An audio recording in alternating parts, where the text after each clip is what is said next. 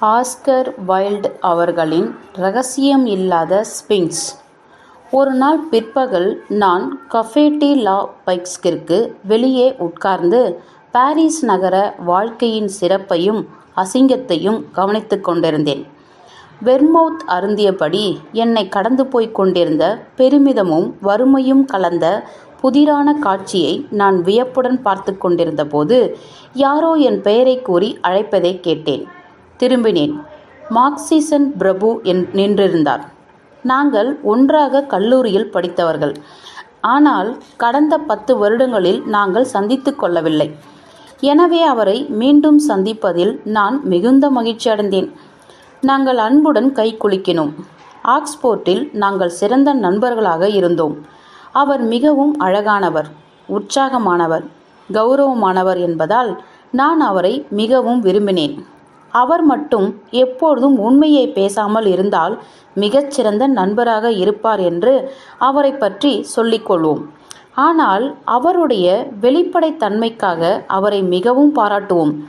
இப்பொழுது அவர் மிகவும் மாறிவிட்டதை கண்டேன். அவர் பதட்டமாகவும் குழப்பமாகவும் ஏதோ ஒரு விஷயத்தில் சந்தேகத்துடன் இருப்பதாகவும் தோன்றியது. இது அண்மை காலத்து அவநம்பிக்கையாக இருக்க முடியாது என்று நான் உணர்ந்தேன். ஏனென்றால் மார்க்சிசன் டோரிகளில் மிக தீவிரமானவர். மேலும் பழைய ஏற்பாட்டைப் போலவே பிரபுக்கள் சபையையும் உறுதியாக நம்பியவர். எனவே அவரது கவலை ஒரு பெண்ணை பற்றியதாகவே இருக்கும் என்று நான் முடிவு செய்தேன். திருமணமாகிவிட்டதா என்று கேட்டேன். நான் பெண்களை போதுமான அளவிற்கு புரிந்து கொள்ளவில்லை என்று அவர் பதிலளித்தார். என் அன்பான ஜெரால்ட், பெண்கள் நேசிக்கப்பட வேண்டியவர்களே அல்லாமல் புரிந்து கொள்ளப்பட வேண்டியவர்கள் அல்ல என்று நான் சொன்னேன். நான் நம்ப முடியாத ஒன்றை என்னால் நேசிக்க முடியாது என்று அவர் பதிலளித்தார். ஜெரால்ட், உங்கள் வாழ்க்கையில் ஏதோ ஒரு மர்மம் இருக்க வேண்டும் என்று நம்புகிறேன் என்றேன் வியப்போடு. அதை பற்றி என்னிடம் சொல்லுங்கள். வா, காரில் ஒரு சுற்று போகலாம் என்றார் அவர். இங்கே கூட்டமாக உள்ளது. மஞ்சள் டாக்ஸி வேண்டாம். வேறெந்த நிறமாவது அதோ அந்த அடர்பச்சை நிற வண்டியில் போகலாம். அடுத்த சில கணங்களில் நாங்கள் இரு பக்கங்களிலும் மரங்கள் நிறைந்த பாதையை கடந்து மேடலின் தேவாலயம் இருந்த திசையில் சென்று கொண்டிருந்தோம். எங்கு போக வேண்டும் என்றேன். நீங்கள் விரும்பும் எங்கும் என்று அவர் பதிலளித்தார்.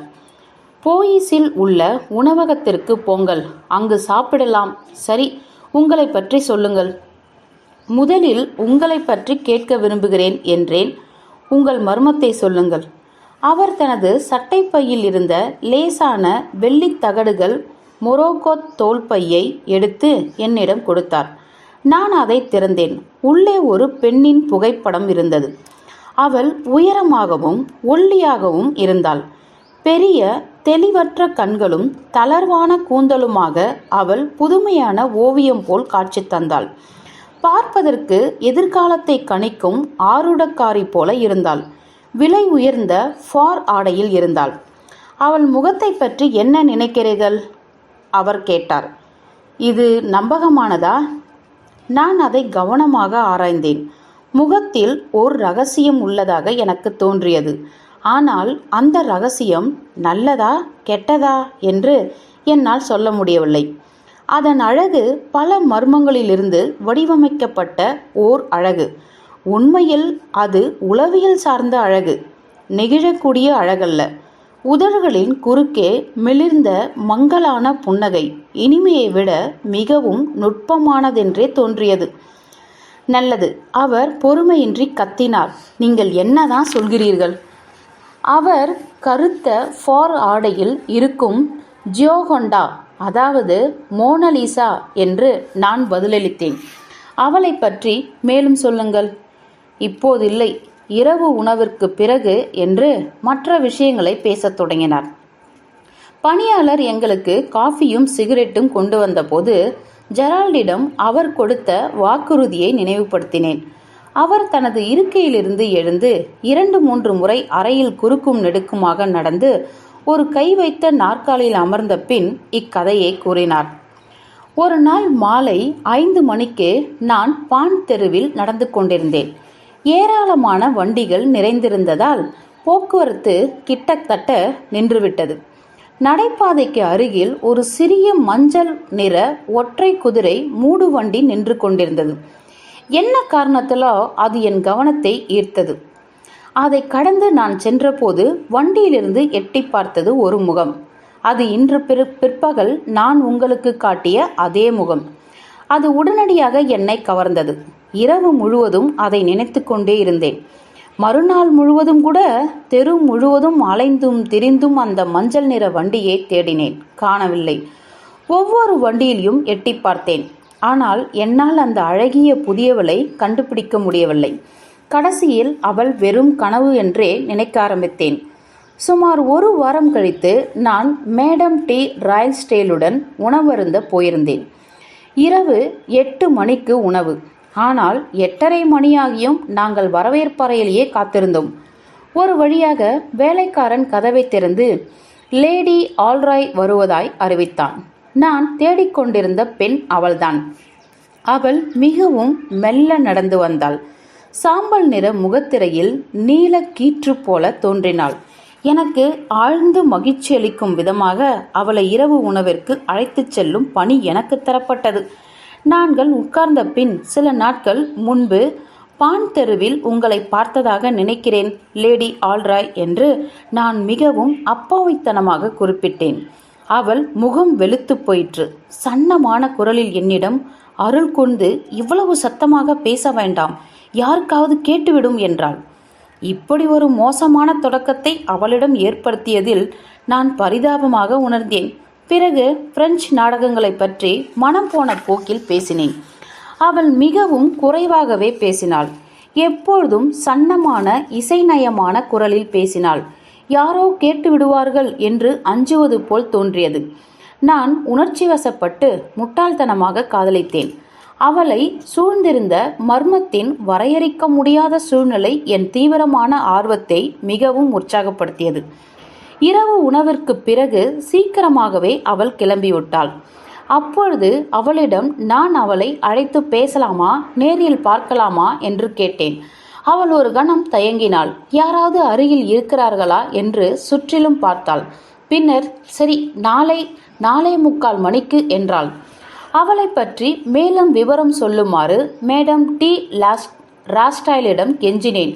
ஆனால் தெரிந்து கொள்ள முடிந்ததெல்லாம் அவள் பார்க் லேனில் ஓர் அழகான வீட்டை சொந்தமாக உடைய விதவை என்பதுதான். திருமணம் செய்து கொண்டு நீண்ட காலம் வாழ்வதற்கு மிகவும் தகுதி உள்ளவர்கள் விதவைகளே என்ற தலைப்பில் யாரோ சில அறிவியல் ஆய்வாளர்கள் ஓர் ஆய்வுக் கட்டுரையை தொடங்கியதை எண்ணிக்கொண்டே அவளை விட்டு வீடு திரும்பினேன். அடுத்த நாள் நான் பார்க் லேனுக்கு சரியான நேரத்தில் வந்தேன். ஆனால் லேடி ஆல்ரைட் வெளியே சென்று விட்டதாக பட்லர் கூறினார். நான் மிகவும் மகிழ்ச்சியற்றவனாகவும் மிகவும் குழப்பமானவாகவும் கிளப்பிற்கு சென்றேன். நீண்ட ஆலோசனைக்கு பிறகு அவளுக்கு ஒரு கடிதம் எழுதினேன். வேறொரு பிற்பகலில் சந்திப்பதற்கு முயற்சிக்க அனுமதி உண்டா என்று கேட்டேன். பல நாட்களாகியும் பதிலில்லை. ஆனால் கடைசியில் அவள் ஞாயிற்றுக்கிழமை 4 மணிக்கு வீட்டில் இருப்பதாக சிறிய துண்டுச்சீட்டு வந்தது. அந்த அசாதாரண அஞ்சலில் ஒரு பின்குறிப்பும் இருந்தது. தயவு செய்து இந்த முகவரிக்கு மீண்டும் எழுத வேண்டாம். உங்களை பார்க்கும்போது விளக்கமாக சொல்கிறேன். ஞாயிற்றுக்கிழமை அவள் என்னை வரவேற்றாள். அழகாக இருந்தாள். ஆனால் நான் விடை பெறும்போது அவள் என்னிடம் கெஞ்சினாள். எப்போதாவது அவளுக்கு மீண்டும் கடிதம் எழுதுவதனால் திருமதி நாக்ஸ் விட்டேகரின் நூலகம், கிரீன் தெரு என்ற முகவரிக்கு அனுப்பச் சொன்னாள். என் சொந்த வீட்டில் கடிதங்களை பெற முடியாமல் இருப்பதற்கு காரணங்கள் உண்டு என்றாள். அந்நாட்களில் பல முறை அவளை பார்த்தேன். ஆனால் அவளை சூழ்ந்த மர்மம் மட்டும் விலகவே இல்லை. சில சமயங்களில் அவள் யாரோ ஒருவனின் கட்டுப்பாட்டில் இருக்கக்கூடும் என்று நினைத்தேன். ஆனால் அவள் மிகவும் அணுக முடியாதவளாக இருந்ததால் அதை என்னால் நம்ப முடியவில்லை. எந்த ஒரு முடிவுக்கும் என்னால் வர முடியாமல் இருந்தது. ஏனென்றால் அருங்காட்சியகங்களில் காணக்கூடிய விசித்திரமான படிகங்களில் ஒன்றை போல் அவள் இருந்தாள். ஒரு கணத்தில் தெளிவாகவும் அடுத்த கணத்தில் மேகமூட்டமாகவும், கடைசியில் அவளை என் மனைவியாக இருக்க சம்மதமா என்று கேட்க தீர்மானித்தேன். நான் சந்தித்த போதும் சரி, கடிதம் அனுப்பிய போதும் சரி, அவள் விகித இடைவிடாத இரகசியத்தினால் நான் அலுத்து போனேன். உடல் நலம் குன்றினேன். அடுத்த திங்கட்கிழமை 6 மணிக்கு என்னை பார்க்க முடியுமா என்று நூலக முகவரிக்கு கடிதம் எழுதினேன். அவள் சரி என்று பதிலளித்தாள். நான் சொர்க்கத்தில் மிதப்பதாக உணர்ந்தேன். அவளிடம் இருந்த மர்மத்தையும் தாண்டி அவள் மீது மோகமுற்றேன். அப்படித்தான் அப்பொழுது நினைத்தேன். அதன் விளைவை இப்பொழுது பார்க்கிறேன். இல்லை, நான் நேசித்தது அவளுடைய பெண்மையைத்தான். அந்த மர்மம் என்னை தொந்தரவு செய்தது, எனக்கு வெறிவூட்டியது. விதி என்னை ஏன் தன் பாதையில் வைத்தது? அந்த மர்மத்தை நீங்கள் கண்டுபிடித்தீர்களா? நான் கேட்டேன். அப்படித்தான் நினைக்கிறேன் என்று அவர் பதிலளித்தார். நீங்களே தீர்ப்பளிக்கலாம். திங்கட்கிழமை வந்ததும் நான் என் மாமாவுடன் மதிய உணவிற்கு சென்றேன். 4 மணி சுமாருக்கு மெல்போர்ன் சாலையை அடைந்தேன். உங்களுக்கு தெரியுமே, என் மாமா ரீஜென்ட்ஸ் பார்க்கில் வசிக்கிறார் என்று. நான் பிக்காடிலிக்கு செல்ல விரும்பி மோசமான பல சிறிய தெருக்களின் குறுக்காக நடந்தேன். திடீரென்று லேடி ஆல்ராய் தன் முகத்தை அடர்த்தியான திரையால் மூடியபடி என் முன்னால் வேகமாக நடந்து செல்வதைக் கண்டேன். தெருவில் இருந்த கடைசி வீட்டிற்கு வந்ததும் அவள் படிகளில் ஏறினாள். சாவியால் கதவை திறந்து உள்ளே நுழைந்தாள். இதோ மர்மம் தெளியப் போகிறது என்று எனக்குள் சொல்லிக் கொண்டேன். நான் அவசரமாக நுழைந்து வீட்டை பரிசோதித்தேன். இது ஒரு தங்கும் விடுதி போல் தெரிந்தது. கதவருகில் அவளுடைய கைக்குட்டை விழுந்து விட்டிருந்தது. அதை எடுத்து என் பாக்கெட்டில் வைத்தேன். பிறகு நான் என்ன செய்ய வேண்டும் என்று யோசிக்க ஆரம்பித்தேன். அவளை உளவு பார்க்க எனக்கு உரிமையில்லை என்ற முடிவுக்கு வந்தேன். கீழிறங்கி கிளப்பிற்கு சென்றேன். 6 மணிக்கு நான் அவளை பார்க்க அழைத்தேன். அவள் சோஃபாவில் படுத்திருந்தாள். வழக்கமாக அவள் அணியும் வெள்ளி திசுக்களின் மீது சந்திரகாந்த கற்கள் பதித்த டீ கவுனில் அவள் மிகவும் ஒயிலாக இருந்தாள். உங்களை பார்த்ததில் மிகவும் மகிழ்ச்சியடைகிறேன் என்றாள். இன்று முழுவதும் நான் வெளியே வரவில்லை என்றாள். நான் அவளை ஆச்சரியத்துடன் முறைத்து பார்த்தேன். என் சட்டை பையிலிருந்து கைக்குட்டையை வெளியே இழுத்து அவளிடம் கொடுத்தேன். நீங்கள் இதை இன்று பிற்பகல் கம்னர் தெருவில் நழுவ விட்டீர்கள் லேடி ஆல்ராய் என்று மிகவும் அமைதியாக சொன்னேன். அவள் கலவரத்துடன் என்னை பார்த்தாள். ஆனால் கைக்குட்டையை எடுக்க எந்த முயற்சியும் எடுக்கவில்லை. நீங்கள் அங்கு என்ன செய்து கொண்டிருந்தீர்கள்? நான் கேட்டேன். என்னை கேள்வி கேட்க உங்களுக்கு என்ன உரிமை இருக்கிறது என்று அவள் பதிலளித்தாள். உங்களை நேசிக்கும் ஒரு மனிதனின் உரிமை என்றேன். எனக்கு மனைவியாக வேண்டும் என்று உங்களை கேட்கவே வந்தேன். அவள் முகத்தை தன் கைகளில் மறைத்து கொண்டு வெள்ளமாக கண்ணீர் வடிக்க ஆரம்பித்தாள். பதில் சொல்லுங்கள், நான் தொடர்ந்தேன். அவள் எழுந்து நின்று என்னை முகத்தோடு முகம் பார்த்து, மார்க்சிசன் பிரபு அவர்களே, உங்களுக்கு சொல்ல எதுவும் இல்லை என்றாள். இல்லை, நீங்கள் யாரையோ சந்திக்க போனீர்கள் என்று நான் அழுதேன். இது உங்கள் மர்மம். அவள் முகம் அச்சமூட்டும் வகையில் வெளிரி போனது. நான் யாரையும் சந்திக்கப் போகவில்லை என்றாள். உண்மையை சொல்ல மாட்டீர்களா என்று நான் கூச்சலிட்டேன். நான் சொல்லிவிட்டேனே என்று அவள் பதிலளித்தாள். எனக்கு பைத்தியம் பிடித்தது போலும் வெறி பிடித்தது போலும் ஆனது. நான் என்ன பேசினேன் என்று எனக்கு தெரியவில்லை. ஆனால் பயங்கரமான விஷயங்களை பேசினேன். இறுதியாக நான் வீட்டை விட்டு வெளியே ஓடினேன். அவள் மறுநாள் எனக்கு ஒரு கடிதம் எழுதினாள். அதை திறக்காமலே திருப்பி அனுப்பினேன். ஆலன் கொல்வில்லுடன் நார்வேக்கு கிளம்பிவிட்டேன். 1 மாதத்திற்கு பிறகு நான் திரும்பி வந்தேன். அன்றைய மார்னிங் போஸ்டில் நான் முதலில் பார்த்த செய்தி லேடி ஆல்ராயின் மரணம். ஓர் இசை நாடகத்திற்கு சென்றவளுக்கு சளி பிடித்து விட்டது. அடுத்த 5 நாட்களில் நுரையீரல் அடைப்பினால் இறந்துவிட்டாள். நான் அன்றைக்கு அறையை விட்டு வெளியே வரவில்லை. யாரையும் பார்க்கவில்லை. நான் அவளை எவ்வளவு அதிகம் நேசித்தேன், எவ்வளவு வெறித்தனமாக காதலித்தேன். கடவுளே, இது நியாயமா? நான் அந்த பெண்ணை எப்படியெல்லாம் நேசித்தேன்? நீங்கள் அந்த தெருவுக்கு சென்றீர்களா, அந்த வீட்டிற்கு என்று கேட்டேன். ஆம் என்று அவர் பதிலளித்தார். ஒரு நாள் நான் கம்னர் தெருவிற்கு சென்றேன். போகாமல் இருக்க முடியவில்லை. சந்தேகம் என்னை சித்திரவதை செய்தது. கதவை தட்டினேன். மரியாதைக்குரிய ஒரு பெண் அதை எனக்கு திறந்தாள். அவளிடம் தங்குவதற்கு ஏதேனும் அறைகள் இருக்கிறதா என்று கேட்டேன். உண்டு ஐயா என்று அவள் பதிலளித்தாள். வரவேற்பு அறைகள் வாடகைக்கு உள்ளன. ஆனால் நான் 3 மாதங்களாக அந்த பெண்ணை பார்க்கவில்லை. வாடகை பாக்கி வைத்து விட்டாள். எனவே நீங்கள் அவற்றை எடுத்துக்கொள்ளலாம் என்றாள். இந்த பெண்ணா என்று அவளுடைய புகைப்படத்தை காட்டினேன். அவள்தான், நிச்சயமாக அவள்தான் என்று அவள் கூச்சலிட்டாள். அவள் இப்பொழுது திரும்பி வருவாள் ஐயா என்று அவள் கேட்டாள். அந்த பெண் இறந்து விட்டார் என்றேன். ஓ மை காட், நான் நம்ப மாட்டேன் என்றாள் அந்த பெண். அவள் என் சிறந்த வாடிக்கையாளர். அவ்வப்பொழுது இந்த வரவேற்பு அறைகளில் வெறுமனே வந்து உட்கார்ந்து கொள்வதற்காக அவள் வாரத்திற்கு 3 கினியாக்களை எனக்கு கொடுத்தாள். அவள் இங்கே யாரையாவது சந்தித்தாளா என்று கேட்டேன். ஆனால் அந்த பெண் அப்படி இல்லை என்று எனக்கு உறுதியளித்தாள். எப்பொழுதும் தனியாக வருவாளாம், யாரையும் சந்திக்க மாட்டாளாம். அப்படியானால் அவள் இங்கு என்னதான் செய்து கொண்டிருந்தாள் என்று கத்தினேன் நான். அவள் வெறுமனே வரவேற்பறையில் அமர்ந்து புத்தகம் படிப்பாள் ஐயா. சில சமயங்களில் தேநீர் அருந்துவாள் என்று அந்த பெண் பதிலளித்தாள். என்ன சொல்வதென்று எனக்கு தெரியவில்லை.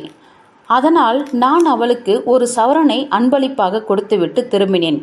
இதற்கெல்லாம் என்ன அர்த்தம் என்று நீங்கள் நினைக்கிறீர்கள்? அந்த பெண் உண்மையை சொல்கிறாள் என்று நீங்கள் நம்புகிறீர்களா? நம்புகிறேன். அப்படியானால் லேடி ஆல்ராய் ஏன் அங்கு சென்றார்? என் அன்பான ஜெரால்ட், நான் பதிலளித்தேன். லேடி ஆல்ராய் வெறுமனே மர்மத்திற்கான பித்து கொண்ட ஒரு பெண். தன்னை ஒரு கதாநாயகியாக கற்பனை செய்வதற்கும் முகத்திரையுடன் உலவும் மகிழ்ச்சிக்காகவும் இந்த அறைகளை வாடகைக்கு எடுத்து கொண்டாள். அவளுக்கு ரகசியத்தின் மீது ஆழ்ந்த ஆர்வம் இருந்திருக்கிறது. ஆனால் அவள் ஒரு ரகசியமும் இல்லாத ஒரு ஸ்பிங்ஸ் மட்டுமே. நீங்கள் உண்மையில் அப்படி நினைக்கிறீர்களா? உறுதியாக நம்புகிறேன் என்று நான் பதிலளித்தேன். அவர் மொரோக்கோ தோல்பையை வெளியே எடுத்தார். அதை திறந்து அவளுடைய புகைப்படத்தை பார்த்தார். அப்படித்தான் இருக்குமோ என்றார் கடைசியாக. முற்றும்.